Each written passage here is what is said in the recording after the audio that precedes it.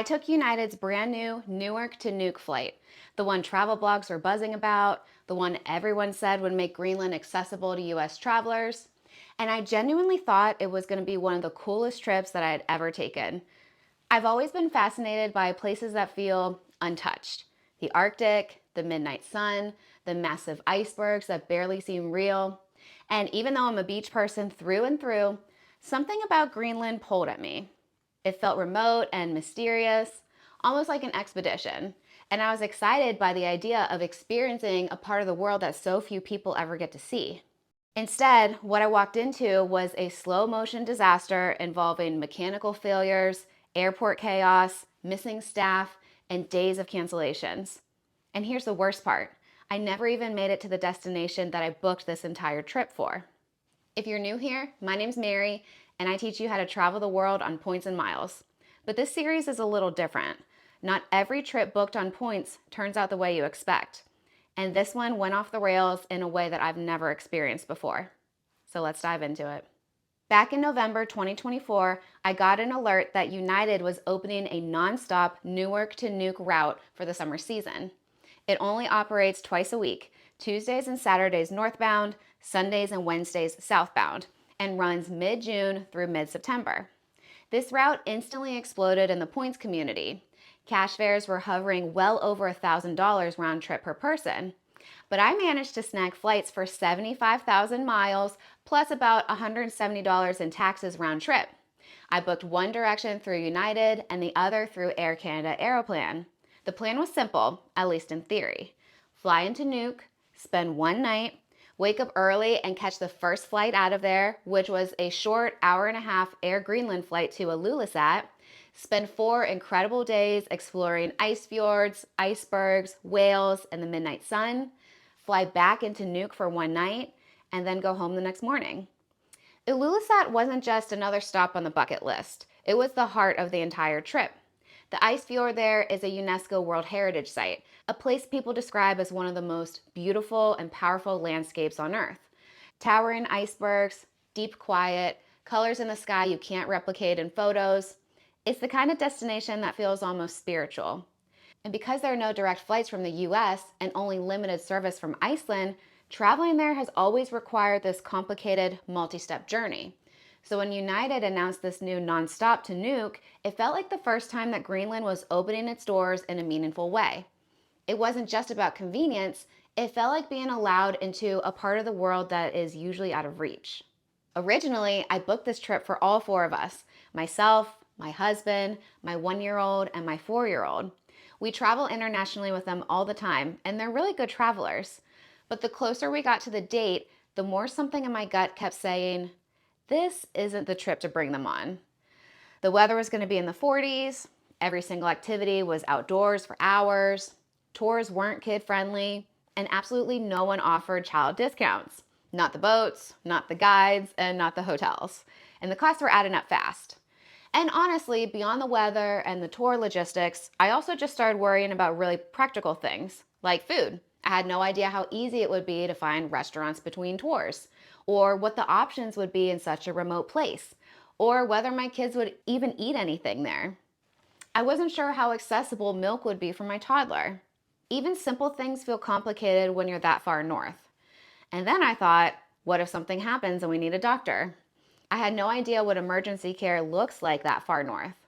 I didn't know how the hospital system works or how quickly help would even be available. All of those little unknowns started piling up. And what really changed my mind was my research that I was doing to prepare for the trip. Greenland is stunning, but it's remote, and it quickly became clear that the travel infrastructure is still developing.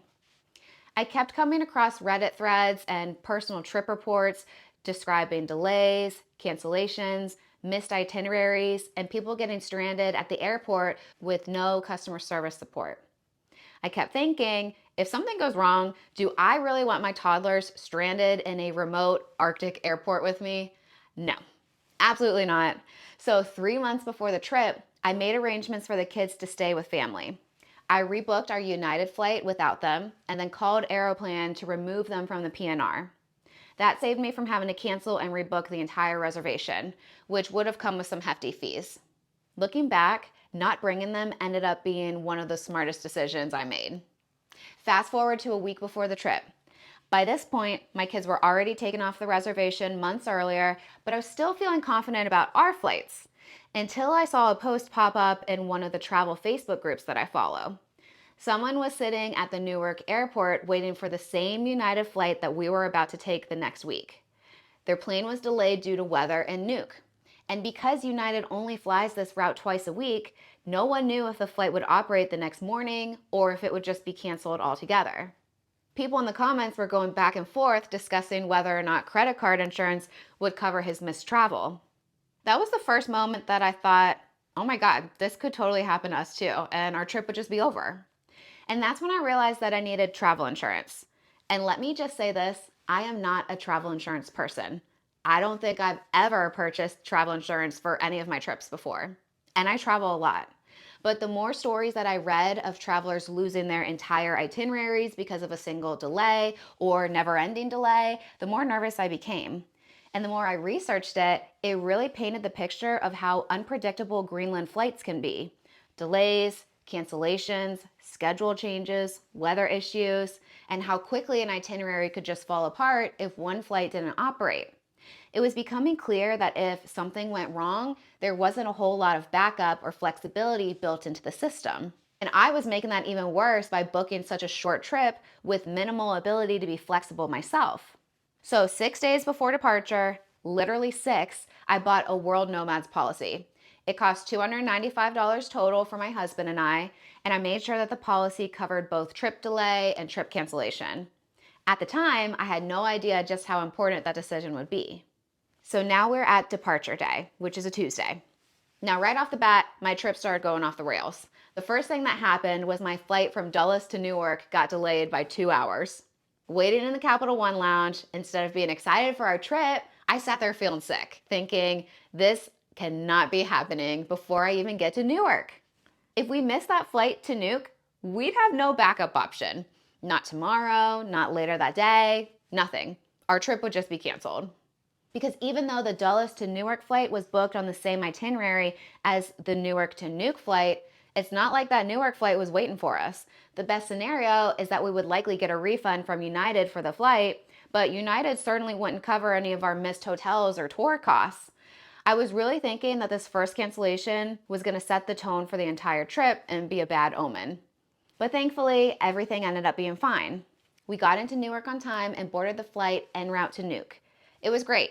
Smooth, easy, no issues. At that point, I thought maybe all the anxiety was unnecessary and I was just being dramatic and needed to chill out and enjoy our trip. But honestly, our guts are usually right. And looking back, this was the calm before the storm. We landed in Nuuk around 8 p.m., and even though it was late, the light outside had that soft, surreal Arctic glow, like the sun wasn't fully committed to setting. Customs took about 45 minutes. There were a bunch of taxis lined up outside of the airport ready to take tourists to their hotels. The cost of the taxi to the hotel was about 144 Danish krones, which translates to about $20-ish USD. The ride from the airport to the hotel is about 15 minutes. We dropped everything off in the room and then had dinner at the restaurant inside the hotel. The food was amazing.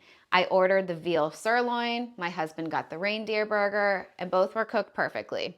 Rich, flavorful, exactly what you would want after a long travel day. After that, we went out to explore the area because how often do you get to walk around Greenland at night?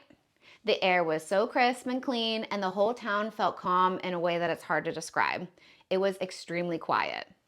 We followed the water's edge, watching a few stray chunks of ice slide across the water while the sky slowly dimmed into a sliver of a sunset. We walked up the hill to the Han statue, which is a steep little climb, and from up there the view is incredible. All these colorful houses lined up along the coastline, the deep blue water, the mountains in the distance. It felt like stepping into a postcard. It was almost 10 o'clock at night and the sky still had this thin ribbon of light stretched across the horizon. I remember thinking, this is exactly why I came here. And it honestly felt like the most peaceful start to the trip. The kind of night that makes you feel like everything's going to be perfect, and I had no idea what was waiting for us the next morning. Come Wednesday morning, our alarm goes off at 4 o'clock in the morning. We quickly pack up and head to the lobby. The hotel ordered a taxi for us, and within minutes, we were on our way to the airport to begin our adventure. We arrived at Nuuk Airport around 4:45 a.m., and it was kind of closed.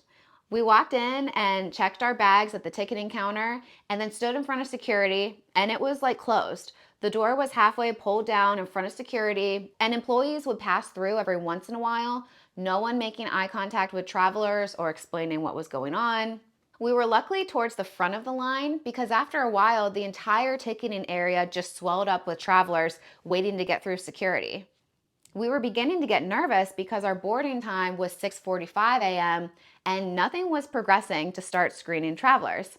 At this point, it was 6:50 in the morning, and finally the door fully opened at security and security began operating. As you can expect, the sea of people quickly pushed forward to get through the scanners, with many people abandoning the idea of there being a line. There were a few scanners for people to scan their boarding passes, and then the doors would open to allow you to proceed to placing your personal items and carry-ons on the belt to be x-rayed. But here's the thing, these scanners weren't even working.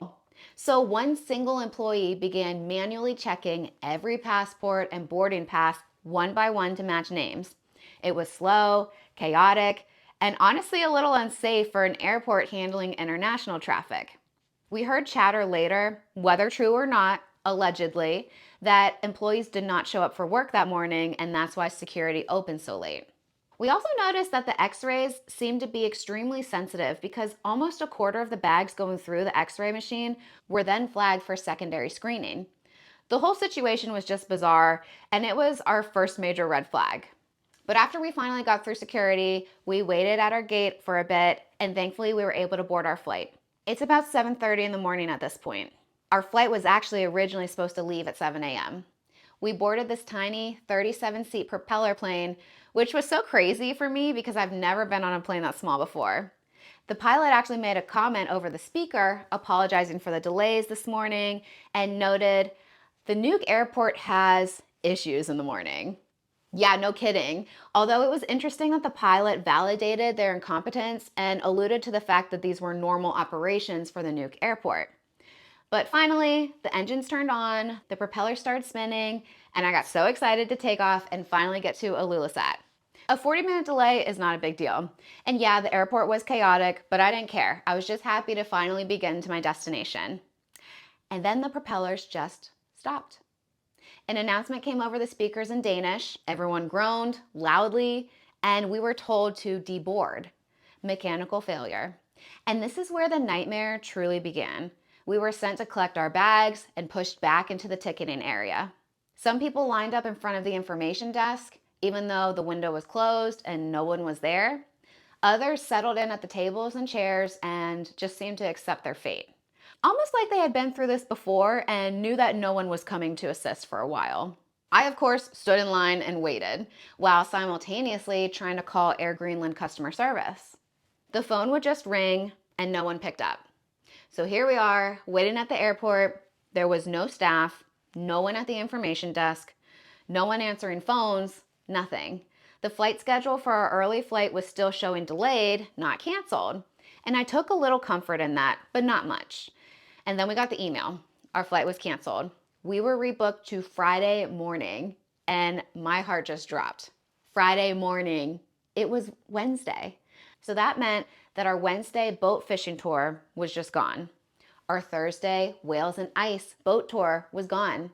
Our Thursday private midnight sun kayak tour, the one I was most excited about, was gone. And Friday's settlement walk tour and iceberg boat tour were at risk.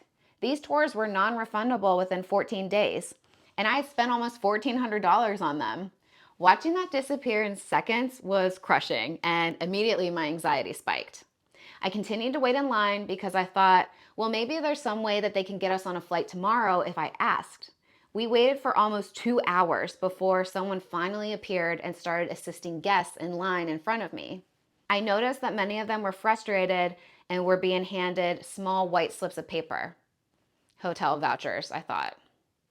What are the chances that by the time they get to me that they'll have any room on any of the flights going out tomorrow? Probably not great. When it was my turn to be assisted at the service desk, it was almost 11:30 in the morning. At this point, we had been at the airport for nearly 7 hours. We were hungry, tired, and just trying to stay patient. When it was finally our turn, the agent confirmed my suspicion that there was no room on any remaining flights to Ilulissat that day. Every single one was full. He was able to see that the system rebooked us to Friday morning, and I basically just begged him to try to find something for tomorrow. Luckily, he was able to find us seats for the 9:40 a.m. flight to Ilulissat for that next day.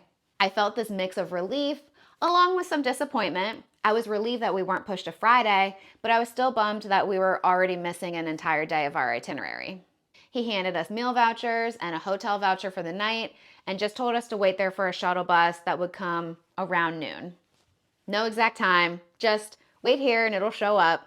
So we sat down for another 45 minutes or so and waited with the crowd of equally frustrated passengers until finally a shuttle bus pulled up and we were taken to the HHE Express Hotel. Check-in wasn't until 3 p.m., so we dropped off our bags and spent the afternoon walking around, trying desperately to salvage the day.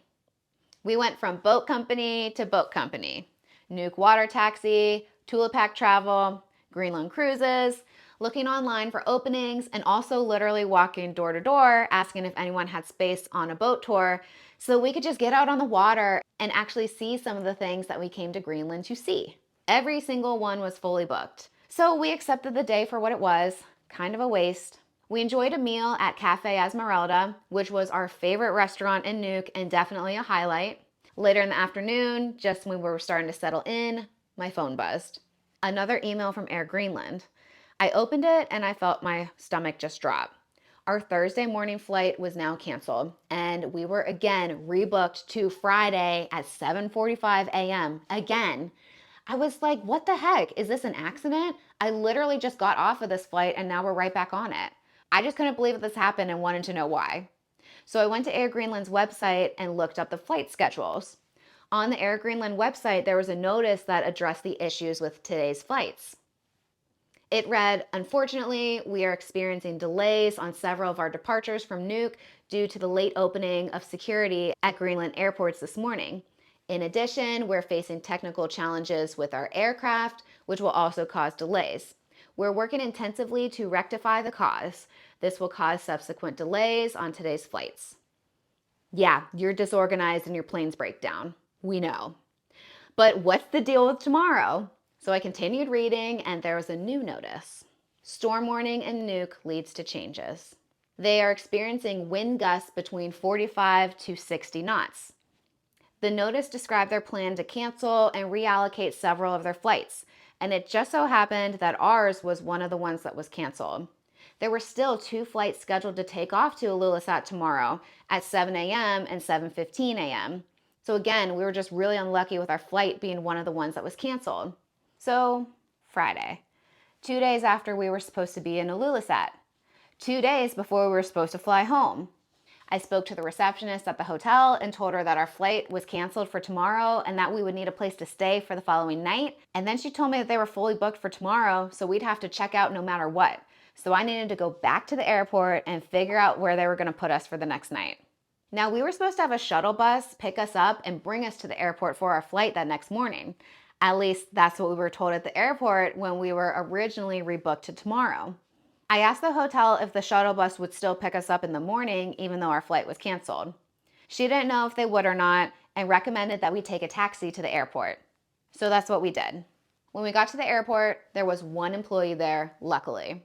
There have been times when there were no employees in sight to assist guests, so I was lucky that there was at least someone for me to talk to. When I told him that our flight was canceled and rescheduled to Friday, I asked if there was any way that he could put us on the early 7 a.m. flight or the 7:15 flight for tomorrow because those flights were still scheduled to fly. I knew that the likelihood was low, but it's always important to ask for more and see what you can get. Unsurprisingly, those flights were booked and all other flights were canceled that day. So then I asked where we were going to stay for the following night and requested our hotel voucher for the next night, and he was hesitant to give them to me. According to him, even though we were emailed that our flight for tomorrow was canceled and we were rescheduled for the next day, we were still expected to show up to the airport tomorrow to see if they could get us on a plane, and then if not, then we would receive hotel vouchers. I thought, this is crazy. Why wait until the next day to go to the airport and not know, number one, where we're staying that night, and number two, if there will even be availability at any of the hotels because there are a ton of canceled flights. And number three, I can clearly see that we're not flying out tomorrow because 90% of the flights are already canceled. So after a lot of back and forth and him getting on his walkie-talkie and talking to Air Greenland employees who were hiding away in an office in the upper level of the airport, he finally issued me a taxi voucher to get back to the hotel for the night, but then said that I still needed to come back that next morning to see what hotels are available and get a voucher for that. And no shuttle bus was expected for tomorrow, so plan to take another taxi. So that was just a huge waste of time and really frustrating. And honestly, it could have been avoided if there was actually a way to call the airport or Air Greenland and discuss what to do in that situation. When calling Air Greenland, they just don't pick up. And their customer service hours are extremely limited as it is, 10 a.m. to 2 p.m. Monday through Friday, and then closed Saturdays and Sundays. So the next morning, we had breakfast at the HHE Express. The breakfast was good, lots of pastries and some fruit. The coffee was mid, but it was caffeine, so I was happy. We checked out and then headed back to the airport for our daily airport trek. We waited for an employee to decide to man the customer service desk so that we could determine where we were staying for that night and receive our hotel and food vouchers. From what I could hear, a lot of the hotels were full because there were high winds and rain that day.